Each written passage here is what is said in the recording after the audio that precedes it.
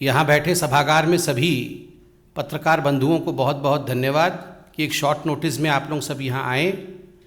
और आज मैं बताना चाहूँगा कि ये जो प्रेस वार्ता है ये जन साधारण के लिए बहुत महत्वपूर्ण प्रेस वार्ता है।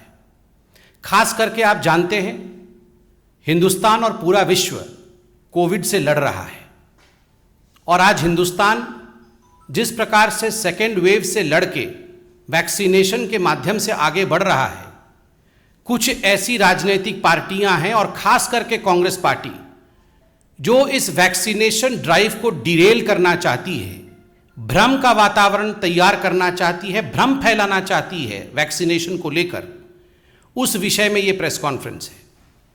बंधुगण, आज कांग्रेस पार्टी ने एक महापाप किया है। मैं इसे महापाप कहूंगा क्योंकि जिस प्रकार का भ्रम कोवैक्सीन को लेकर, जो भारत में निर्मित वैक्सीन है, कोविड का वैक्सीन है, उसको लेकर जिस प्रकार का भ्रम आज कांग्रेस पार्टी ने सोशल मीडिया और प्रेस कॉन्फ्रेंस करके उनके प्रवक्ता ने फैलाया है, ये महापाप है। अपने इस प्रेस कॉन्फ्रेंस में पवन खेड़ा ने जो बाइट उन्होंने दिया है टीवी में, और खास करके गौरव फांडी जो कि कांग्रेस पार्टी के नेशनल कन्वीनर हैं उनके सोशल मीडिया के, उन्होंने ये आक्षेप लगाया है कि जो कोवैक्सीन है उसमें गाय के बछड़े का सीरम होता है, उसमें गाय के बछड़े का खून होता है। मुझे बताते हुए बड़ा दुख हो रहा है कि जब हमने ट्विटर के माध्यम से, जब हमने सोशल मीडिया में इस प्रकार के प्रचार को देखा तो उसमें यहां तक बातें की गई थी कि काउ स्लॉटर करके, गाय और बछड़ों को मार करके यह वैक्सीन तैयार किया गया है। इस प्रकार का भ्रम कांग्रेस पार्टी फैला रही है। इससे पहले कि मैं कांग्रेस पार्टी के सत्य को उजागर करूं, मुझे लगता है भारत की जनता के लार्जर इंटरेस्ट के लिए इस भ्रम को त्वरित खारिज करना चाहिए और जो वैज्ञानिक विधान है उसको भारत के जनता के सामने तत्क्षणात रखना चाहिए ताकि किसी के मन में अगर रत्ती भर का भी कोई संशय आया हो तो वो संशय मिट जाए। पहली बात तो यहां भारतीय जनता पार्टी स्पष्ट करना चाहती है, और एक पॉलिटिशियन होने के नाते नहीं और केवल एक डॉक्टर होने के नाते भी नहीं, जो साइंटिफिक कम्युनिटी ने और जो हेल्थ मिनिस्ट्री ने अभी क्लैरिफिकेशन दिया है इस विषय को लेकर, वो क्लैरिफिकेशन पब्लिक डोमेन में मौजूद है और स्पष्ट रूप से ये क्लैरिफिकेशन और साइंटिफिक डोमेन आज हिंदुस्तान का कहती है कि कोवैक्सीन में कोई बछड़े का सीरम या गाय का खून नहीं है। कोई भी कोवैक्सीन में बछड़े या गाय का सीरम नहीं है, कोई भी खून नहीं मिला हुआ है, नंबर एक। और नंबर दो, यह वैक्सीन पूर्णतः सेफ है। इसमें किसी प्रकार का कोई अपभ्रंश, जिस प्रकार का एक कम्युनल एंगल देते हुए इसे अपभ्रंशित करने की कोशिश की जा रही है, ऐसा कोई अपभ्रंश नहीं। देखिए, मैं एक डॉक्टर भी हूं, मैं इसे टेक्निकली थोड़ा सा 10-20 सेकंड में आपको समझाना चाहूंगा। ये जो काव या काफ, काफ मतलब बछड़ा होता है, ये जो काफ का सीरम होता है, ये सीरम किस लिए इस्तेमाल किया जाता है? ये एक लॉन्ग स्टैंडिंग ग्लोबल प्रैक्टिस है। कई वैक्सीन में, पोलियो की वैक्सीन में, रेबीज की वैक्सीन में, इन्फ्लुएंजा की वैक्सीन में इनिशियल तौर पे ये सीरम इस्तेमाल किया जाता है ताकि जो वेरो सेल्स हैं, जिस सेल में वायरस को रेप्लिकेट कराना है, उस सेल को एनरिचमेंट, अगर मैं साधारण हिंदी में कहूं तो खाद का काम करता है। ये सेल जब ग्रो कर जाती हैं, वेरो सेल्स ये कहलाती हैं। इस वेरो सेल में बाद में जो कोविड के वायरस होते हैं वो वायरस छोड़े जाते हैं, कोरोना के वायरस छोड़े जाते हैं। ये वायरस इन सेल्स में रेप्लिकेट करती है और रेप्लिकेट करते समय ये जो वेरो सेल्स होते हैं वो संपूर्णतः खत्म हो जाते हैं। और एक महत्वपूर्ण बात, वैक्सीन बनाने से पहले ये जो वेरो सेल्स जिसमें कल्चर किया जाता है उसको अच्छी तरीके से धोया जाता है केमिकल्स के माध्यम से, ताकि उसमें किसी प्रकार से कोई सेरम का इंग्रेडिएंट नहीं रहे। वैसे भी वेरो सेल समय के साथ समाप्त हो जाता है और उसके अंदर जो वायरस रेप्लिकेट करते हैं उन वायरसेस को निकाल करके उस वायरस को इनएक्टिवेट करके, क्योंकि ये डेड वायरस वैक्सीन है, उसको इनएक्टिवेट करने के बाद कोवैक्सीन बनाया जाता है। ये सारे विषय बड़े स्पष्ट रूप से टेक्निकली हमारे देश के बड़े वैज्ञानिकों ने समझाया और समय समय से समझाया। उसके बावजूद कांग्रेस पार्टी ने जिस प्रकार की उद्दंडता की है, धृष्टता की है, महापाप किया है, the Congress party has sinned today. ये पाप से और सिन से कम नहीं। करोड़ों लोगों को किस प्रकार से बचाना है, किस प्रकार से पूरे विश्व का सबसे बड़ा वैक्सीनेशन ड्राइव चला करके हमारे देश के प्रधानमंत्री नरेंद्र मोदी दिन रात एक करके इस काम को आगे बढ़ा रहे हैं। विश्व का सबसे बड़ा वैक्सीनेशन ड्राइव चल रहा है और कांग्रेस पार्टी का एक ही ध्येय है और वो ध्येय है Daryl the vaccination process of India. ये वही कांग्रेस पार्टी है, आप याद करिए, ये कांग्रेस पार्टी दो चीजों के लिए याद रखी जाएगी, वैक्सीन हेजिटेंसी को प्रमोट करने के लिए और दूसरा वैक्सीन वेस्टेज के लिए। वैक्सीन हेजिटेंसी आप याद करिए, इसी कोवैक्सीन के लिए किस किस प्रकार के बयान कांग्रेस पार्टी के नेताओं ने दिए। मनीष तिवारी से लेकर बाकी तमाम जो बड़े नेता थे उन्होंने कहा ये कोवैक्सीन तो खतरनाक वैक्सीन है, इसकी तो जांच नहीं हुई है, इसके पूरे रिसर्च कंप्लीट नहीं हुए हैं, we are treating Indian people as guinea pigs. उस समय कहा गया कि इंडियन लोगों को, हम भारत के लोगों को गिनी पिग के रूप में भारत की सरकार ट्रीट कर रही है कोवैक्सीन देके। और उस समय कांग्रेस के सरकारें जिन राज्यों में है, खास करके छत्तीसगढ़ की सरकार ने प्रेस कॉन्फ्रेंस करके कहा कि हम कोवैक्सीन नहीं लेंगे। पंजाब में भी आप देखिए, पंजाब की सरकार ने पहले कहा हम नहीं लेंगे, बाद में वहां तो वैक्सीन प्रॉफिटियरिंग होने लगा, अर्थात कोवैक्सीन लेते थे, कोवैक्सीन प्राइवेट हॉस्पिटल्स को देते थे, वहां से प्रॉफिट जेब में लेते थे। आप सोचिए जरा किस प्रकार वैक्सीन हेजिटेंसी को प्रमोट किया गया। वैक्सीन वेस्टेज, राजस्थान में, छत्तीसगढ़ में, राजस्थान में कोवैक्सीन को आपने लेके जमीन के नीचे गाड़ दिया, आपने उनको कचरेदान में फेंक दिया, आपने उनमें आग लगा दिया। So you have promoted, the Congress party has sinned right from the very beginning by promoting vaccine hesitancy and by promoting vaccine wastage. Apart from what we have rightly pointed out, profiteering from vaccine also in Punjab. People of this country are not going to forgive the Congress party for what they have done. और आज इस मंच पे से Bharatiya Janata party पूरी responsibility के साथ, जिम्मेदारी के साथ एक ही सवाल कांग्रेस पार्टी से पूछ रही है। आदरणीय सोनिया जी, राहुल जी, प्रियंका जी, आप तीनों ही कांग्रेस हैं, you three are the Congress. आप तीनों बताएं, आप तीनों ने कब अपना पहला डोज लिया और कब अपना सेकेंड डोज लिया है?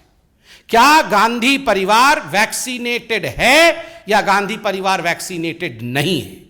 गांधी परिवार कोवैक्सीन पर विश्वास करती है या गांधी परिवार कोवैक्सीन पर विश्वास नहीं करती है?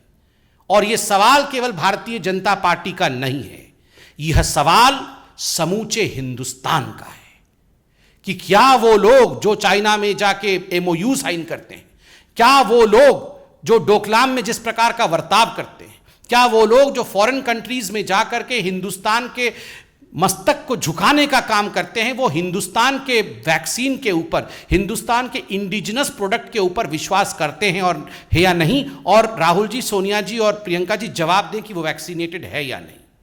बंधुगण, आज से ठीक एक हफ्ते पहले रॉबर्ट वाड्रा, गांधी परिवार के एक और रत्न, उन्होंने भी कहा था कि लोग भ्रमित हैं, लोग जानते नहीं हैं ये वैक्सीन कैसे बनते हैं, इनका कॉम्पोजिशन क्या है, इनके साइड इफेक्ट्स क्या है।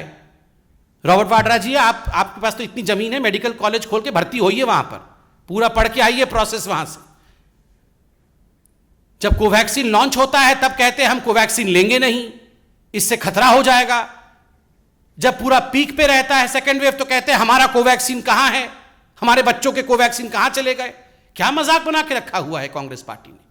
और देखिए, एक बहुत बड़ा त्रासदी है पूरे विश्व का। इस त्रासदी में हम सब की आवश्यकता है कि हम साइंटिफिक बेंट ऑफ माइंड, वैज्ञानिक दृष्टिकोण के साथ आगे बढ़े, ना कि इस प्रकार की बातों के साथ जो भ्रम कांग्रेस पार्टी फैला रही है या फैला चुकी है और जो आज हम डिस्पेल कर रहे हैं। मगर इसका सवाल जो हमने पूछा, इसका जवाब जरूर दे सोनिया जी, राहुल जी, प्रियंका जी और वाड्रा जी भी दे दें कि इन्होंने, सारे लोगों ने, चारों ने वैक्सीन लिया है कि नहीं लिया है, कब लिया है, कौन सी वैक्सीन ली है, कोवैक्सीन पे विश्वास करते हैं या नहीं करते हैं, ये सब जरा बता दें। बहुत बहुत धन्यवाद। कोई आपके मन में प्रश्न हो तो अवश्य पूछें। Yes sir. 2 दिन पहले मैं आईएमए के प्रेसिडेंट का इंटरव्यू किया था, उन्होंने कहा कि ये जो वैक्सीनेशन प्रोसेस है this should be speeded up और it should be much faster. With the statement that has come today, do you feel that this is not helping in the purpose of vaccination process and hesitancy that has been created from the blue? See, number one, as far as the vaccination process, the speed and the scale in India is concerned, there is no doubt that India is in fact one of the fastest moving vaccinating country. Look at the size of this country. But despite this size, way India has moved ahead with vaccination is something which is quite applaud worthy. We should applaud India's vaccination process. Number two, as far as suggestions from various quarters, the speed should still be high. For that, in fact, the government of India has rolled out an action plan as to how the government of India is going to vaccinate most of the Indians by the end of this year, and you are aware of it. We should have complete faith in the government of India's plan. As far as promoting vaccine hesitancy is concerned, I reiterate that present day's functioning of every person in India should be with a scientific bent of mind. And of course, when politicians who are great contributors as far as influence is concerned, when they come out and speak the way the Congress politicians and some in Samajwadi Party have been speaking, remember, there was time when some politicians said that this vaccine is not an Indian vaccine, this is the BJP ka vaccine. And I will not take the vaccine. मैं तो vaccine लूंगा नहीं, जब हमारी सरकार आएगी तब हम vaccine देंगे. And then we had slew of Congress leaders who in fact did not show any interest in Covaxin. Rather they pointed fingers toward Covaxin. And of course in today's statement, which is a sly attack on Covaxin, vaccine hesitancy would be promoted, which would not be fair for the vaccine drive of India. Thank you. कभी दो सवाल है।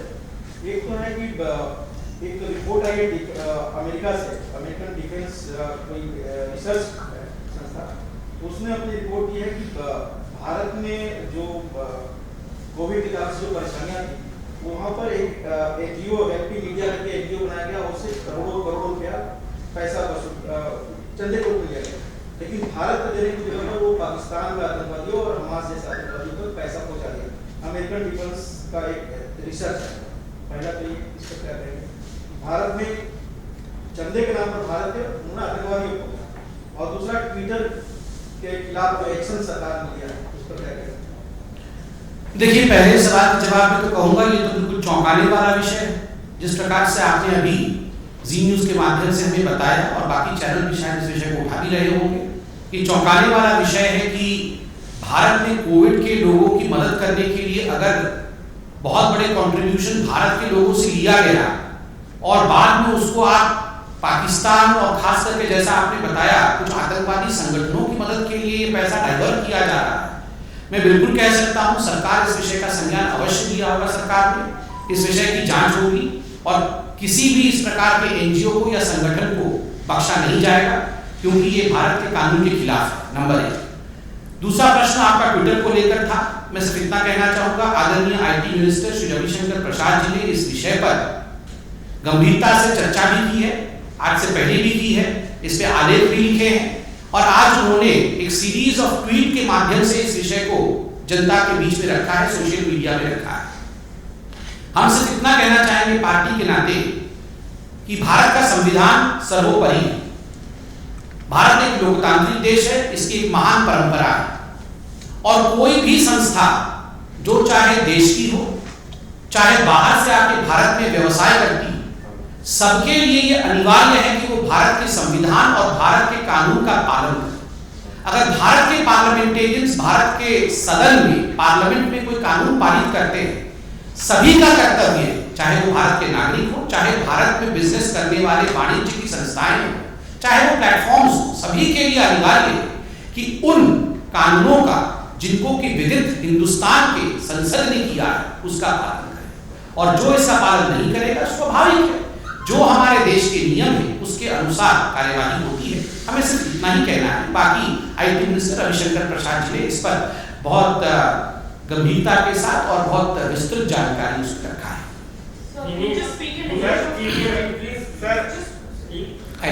Sir, जिस तरह से गाजियाबाद की घटना हुई, वहाँ एक बुजुर्ग को पीटा गया, फिर बाद में उसे सांप्रदायिक रंग दिया गया, कैसे देखते हैं? देखिए, भारतवर्ष में एक ऐसा भारत को टुकड़े में बांटने वाला गैंग है, भारत तोड़ो गैंग है, जिनका एक ही उद्देश्य है, भारत में भ्रम फैलाना, किस प्रकार से भारत में विद्वेष फैले, धार्मिक विद्वेष फैले, दंगे हों और उससे वो राजनीतिक बेनिफिट ले। मुझे तो बड़ा आश्चर्य हुआ जिस वीडियो के विषय में आप बता रहे हैं, उस वीडियो में जहां तक मैं जानता हूं, उस वीडियो की आवाज को बंद कर दिया गया था। उस वीडियो का कोई आवाज ही नहीं आ। जब उसमें आवाज ही नहीं आ रही है तो कुछ लोगों को उसमें से आवाज कैसे सुनाई देती है?